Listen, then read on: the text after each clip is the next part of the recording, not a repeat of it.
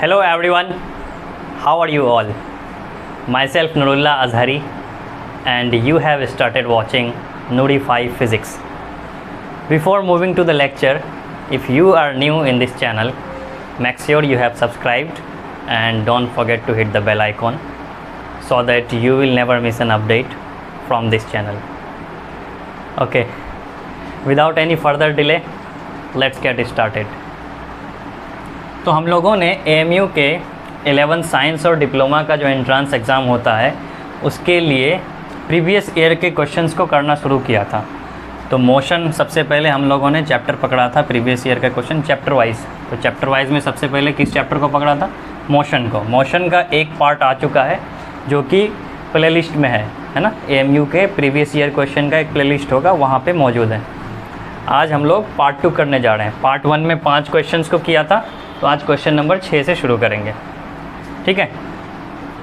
तो क्वेश्चंस पहले लिख चुके हैं। तो क्या कह रहा है क्वेश्चन में, देखो तो, the nature of the velocity time graph for non uniform motion of an object is. यहाँ पे नॉन यूनिफॉर्म मोशन वाला ग्राफ कौन सा है ना, नॉन यूनिफॉर्म मोशन।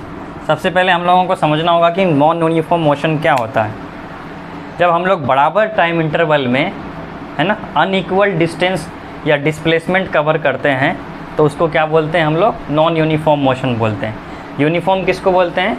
बराबर टाइम इंटरवल में, इक्वल टाइम इंटरवल में अनइक्वल डिस्टेंस इक्वल, यूनिफॉर्म बोल रहे हैं ना। तो यूनिफॉर्म जब बोलेंगे तो इक्वल टाइम इंटरवल में इक्वल डिस्टेंस कवर हो। जैसे 1 सेकेंड में हमने 5 मीटर चला तो अगले 1 सेकेंड में भी 5 मीटर चलेंगे, उसके अगले 1 सेकेंड में भी 5 मीटर चलेंगे। तो क्या हो गया कि हर 1 सेकेंड का जो अंतराल है वो इक्वल टाइम इंटरवल है। उस इक्वल टाइम इंटरवल में हम लोग इक्वल डिस्टेंस ट्रैवल कर रहे हैं, तो यूनिफॉर्म मोशन हो गया। उसी इक्वल टाइम इंटरवल में अगर अनइक्वल डिस्टेंस ट्रैवल हो तो उसको बोलेंगे नॉन यूनिफॉर्म। मान लिया कि 1 सेकेंड में 2 मीटर चला, अगले 1 सेकेंड में 7 मीटर, उसके अगले 1 सेकेंड में 5 मीटर, फिर 3 मीटर। तो कैसे चल रहे हैं? बढ़ रहे हैं, घट रहे हैं, तो बराबर नहीं चल रहे हैं। बराबर नहीं चल रहे हैं मीन्स नॉन यूनिफॉर्मली चल रहे हैं। तो यहाँ पे वही देखना है हम लोगों को कि कौन सा ग्राफ बराबर चल रहा है, कौन सा नहीं चल रहा है। जो नहीं चल रहा है उसी को बताना है। तो ऑप्शन ए में दिया हुआ है वेलोसिटी टाइम ग्राफ। ये सारे जो ग्राफ हैं ये कैसे ग्राफ्स हैं? वेलोसिटी टाइम ग्राफ हैं।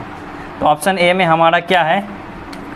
एक स्ट्रेट लाइन है ना। टाइम बढ़ रही है लेकिन वेलोसिटी आगे पीछे नहीं हो रही है। वेलोसिटी एक जगह पे कांस्टेंट है। मान लिया कि अगर यहाँ पे वेलोसिटी हमारा 10 मीटर पर सेकेंड है तो ये 0 सेकेंड पे भी 10 मीटर थी। मान लिया यहाँ 15 सेकेंड है तो अगले 15 सेकेंड तक ये वेलोसिटी 10 मीटर ही रही है। तो ये कौन सा हो गया? वेलोसिटी 10 मीटर पर सेकेंड होने का मतलब हर 1 सेकेंड में ये जो ऑब्जेक्ट है ये 10 मीटर का डिस्टेंस ट्रैवल कर रहा है। तो ये तो यूनिफॉर्म में आ गया, ये तो नॉन यूनिफॉर्म नहीं है।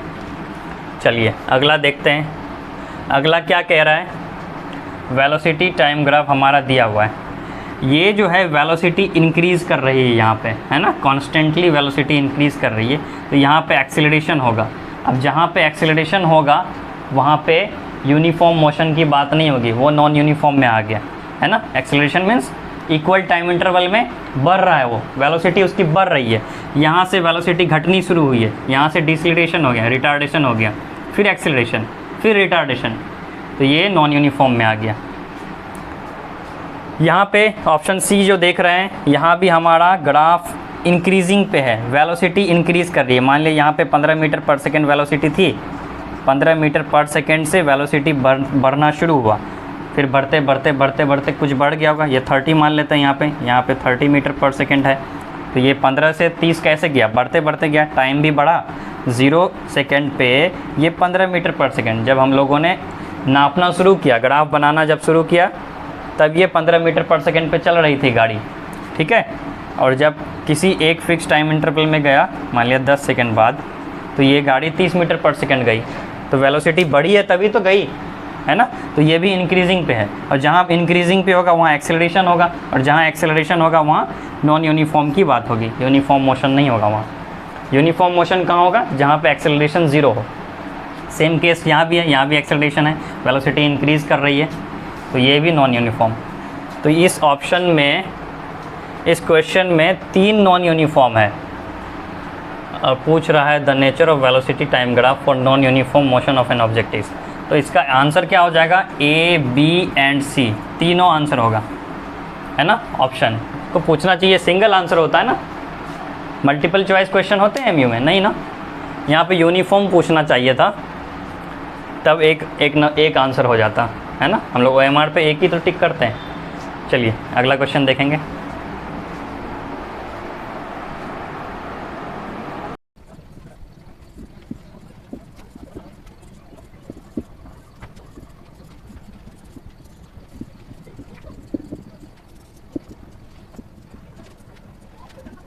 ओके, बढ़ते हैं नेक्स्ट क्वेश्चन की तरफ। गलती से पिछले क्वेश्चन में फ़ैन ऑन रह गया था, तो आप लोगों को फ़ैन का आवाज़ सुनाई दिया होगा। चलो अभी फ़ैन स्लो कर दिया है 2 नंबर पे। अगला क्वेश्चन कह रहा है a ball is gently drop from a height of 20 metre if its velocity increases uniformly at the rate of 10 metre per second square, after what time will it strike the ground, है ना। एक ball को gently ऊपर से 20 metre की ऊंचाई से ऐसे छोड़ दिया, तो वो 10 मीटर पर सेकेंड स्क्वायर के एक्सेलरेशन से नीचे आएगी। जो जी है हमारा acceleration due to gravity 9.8 metre per second square है, उसको 10 मान लिया, यानी छोड़ दिया, गिर रही है। कितने टाइम बाद ग्राउंड को टच करेगी, हाइट हमारा दिया हुआ है। तो क्या क्या दिया हुआ है हम लोग पहले उसको देख लेते हैं। ये जो हाइट हमारा ये कितना है, 20 मीटर है। बॉल को यहाँ से छोड़ा गया है, तो इसकी इनिशियल वेलोसिटी क्या होगी, 0 होगी, है ना। एक्सीलरेशन हमारा जो जी है वो कितना है, 10 मीटर पर सेकेंड स्क्वायर नीचे की तरफ, है ना। ज़मीन हम लोगों को नीचे की तरफ ही खींचती है। तो हमारे पास u is equal to 0 metre per second, h is equal to 20 metre, g is equal to 10 metre per second square. Positive, क्योंकि डायरेक्शन मोशन का और एक्सेलरेशन का दोनों का डायरेक्शन सेम है, तो पॉजिटिव, है ना। टाइम निकालना है, तो कैसे निकलेगा टाइम, हम लोगों को पता है s बराबर ut plus half at square formula है कि नहीं। तो यहाँ s is equal to h है, u 0 है, h कितना दिया हुआ है, हम लोग इस फॉर्मूले को h is equal to ut plus half gt square भी लिख सकते हैं, है ना, इस केस में। तो यहाँ पे h कितना दिया हुआ है, 20 मीटर, u 0 है तो u और t कट जाएगी, 1/2 इंटू जी, 10 इंटू टी स्क्वायर, ठीक है। तो यहाँ से क्या हो गया, 5 कट के, तो ये 5 उधर जाके डिवाइड होने वाला है, तो 5 जब डिवाइड होगा तो बचेगा क्या, 4, ठीक है। तो 4 is equal to T square, दिख रहा है ना, ये 5 इधर आके डिवाइड होने वाला है, तो 25 जब 4 is equal to T square, तो T is equal to √4 means plus minus 2। तो टाइम तो कभी निगेटिव होता नहीं है, तो इसीलिए 2 सेकेंड टाइम, हमारा ऑप्शन बी आ जाएगा आंसर। क्लियर है, ठीक है। बढ़ते हैं नेक्स्ट क्वेश्चन की तरफ।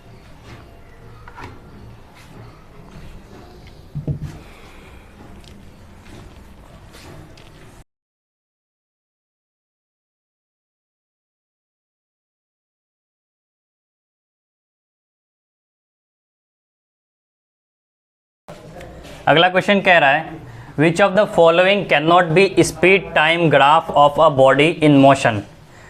मोशन में स्पीड टाइम ग्राफ कौन सा नहीं हो सकता है, मीन्स इनमें से कौन सा ग्राफ गलत है, ये पता करना है हम लोगों को।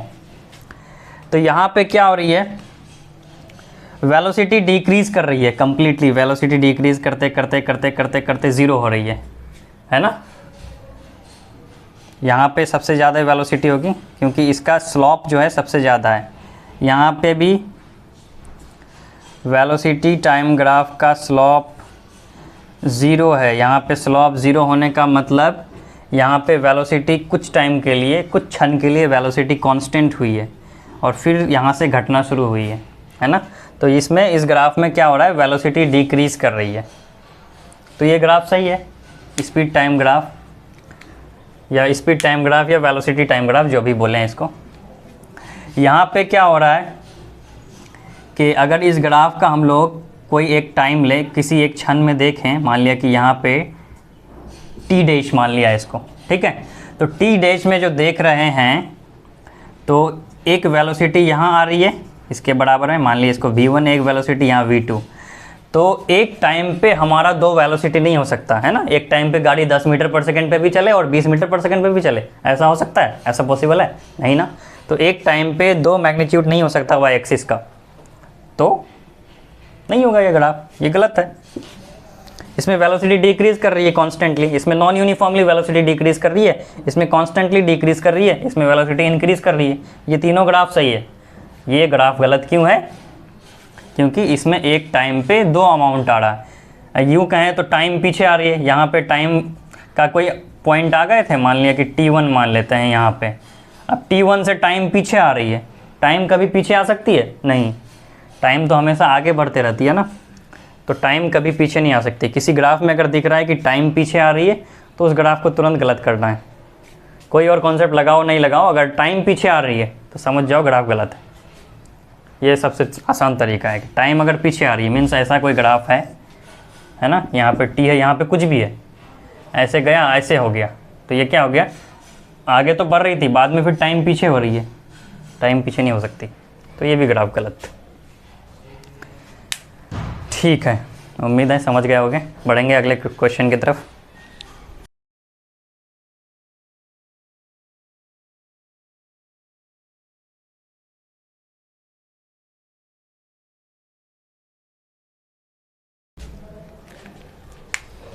चलो क्वेश्चन नंबर 9। इस क्वेश्चन में क्या कह रहा है? An object is moving with uniform velocity, कोई ऑब्जेक्ट यूनिफॉर्म वेलोसिटी से मूव कर रही है। The area enclosed under the velocity time graph between any two instants t is equal to t1 and t is equal to t2 gives us. हम लोगों को क्या देता है? किसी दो टाइम इंटरवल के बीच का एरिया। तो हम लोग एक वेलोसिटी टाइम ग्राफ बनाते हैं, है कि नहीं? चलो कुछ ऐसा बनाया सिंपल सा वेलोसिटी टाइम ग्राफ, इधर है वेलोसिटी, इधर है टाइम। मान लिया इस इंस्टेंट को हम लोग बोलेंगे t is equal to t1 और इस इंस्टेंट को बोलेंगे t is equal to t2, ठीक है। अब इसका एरिया हम लोगों को क्या देता है? तो ये आप लोगों को क्या दिख रहा है? क्या है एक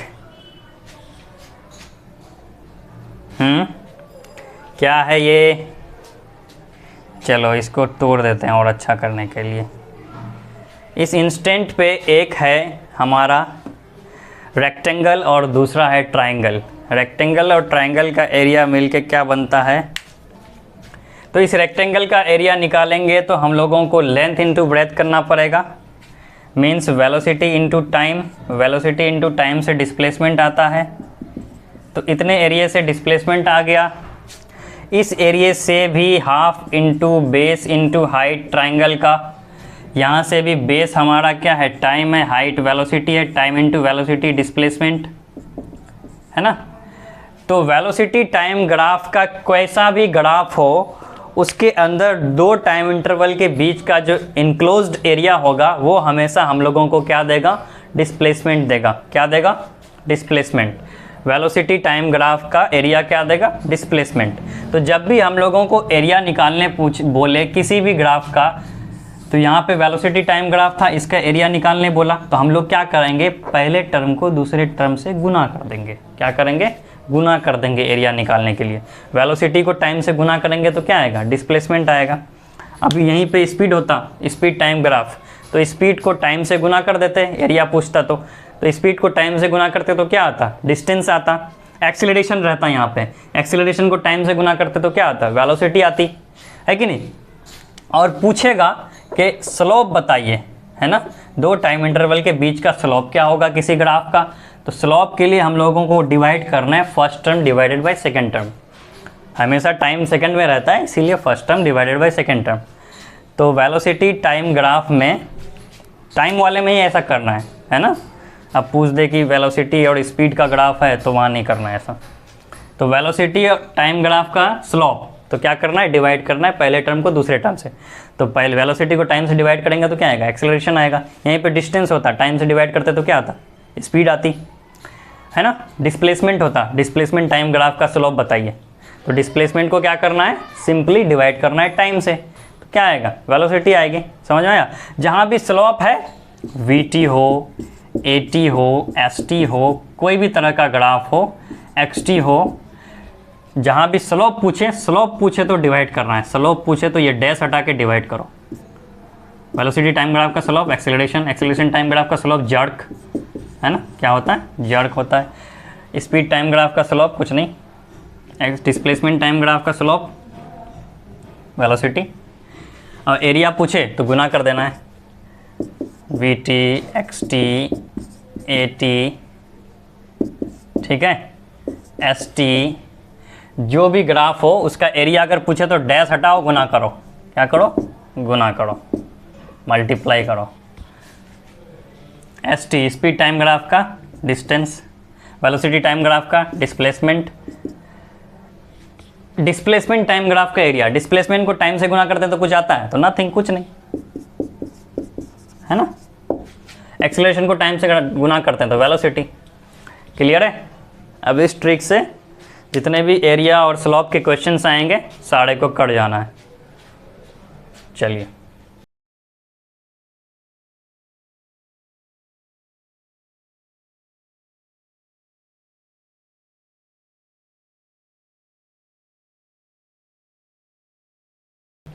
ये क्वेश्चन देखते हैं। अगला question, figure shows the distance time graph of 3 objects A, B and C. Study the graph and choose the correct answer. Graph को स्टडी करना है और बताना है कि कौन सा आंसर सही होगा, है ना। तो ए, बी, सी 3 ग्राफ दिया हुआ है, पूछ रहा है कि कौन सबसे ज़्यादा फास्ट है ना। तो देख रहे हैं कि जो सी वाला ग्राफ है वो 0 से शुरू किया है ना। ये वेलोसिटी है, ये टाइम है। तो सी जो है 0 वेलोसिटी से शुरू किया है और सबसे कम टाइम में इस पॉइंट को, ये जो एक वेलोसिटी का लाइन है, मान लिया कि ये 100 मान लेते हैं, 100 मीटर पर सेकेंड का ये लाइन है वेलोसिटी का, सबसे कम टाइम में 100 मीटर पर सेकेंड में पहुंच गया। ये जो लाइन है ये 100 मीटर पर सेकेंड का है। उसके बाद ये वाला देखो कौन है, ये हमारा है बी, ठीक है। बी जो है कम वेलोसिटी, ए से कम वेलोसिटी में शुरू करके ए से कम टाइम पे, ये टाइम का लाइन और बढ़ा देते हैं हम लोग, ए से कम टाइम पे जो है पहुंचा है 100 मीटर पर सेकेंड पे। तो हम लोगों का ऑब्जेक्टिव क्वेश्चन है ये, है ना। उसके बाद ए, सबसे स्लो कौन है, ए है, सबसे फास्ट कौन है, सी है। तो ऑब्जेक्टिव क्वेश्चन है ना, एक पे टिक करना है। तो जब पता चल गया कि सी सबसे फास्टेस्ट है तो ए और बी पे और ध्यान नहीं देना हमें, है ना। टाइम कम रहता है एग्जाम में टाइम हमारा कम रहता है, तो देखना है कि सबसे फास्ट कौन है, सी है। सी टिक कर दिया, सी, बस निकल गए। उसमें और एनालिसिस नहीं करना है ज़्यादा कि ए ज़्यादा फास्टेस्ट है कि बी है कि कौन है, नहीं है। एक पता चल गया, हमारा जो मकसद है वो पूरा हो गया, तो ठीक है, चलो निकल गया, है ना। यहाँ पे तुम्हें कंपटीशन निकालना है, एनालिसिस नहीं करना है, ठीक है। आज 5 क्वेश्चन हो गए, इसको यहीं तक रखते हैं, फिर अगले पार्ट में 5 क्वेश्चन और होगा। All the very best. Video को यहीं फिनिश करते हैं। Keep sharing, stay healthy, all the very best.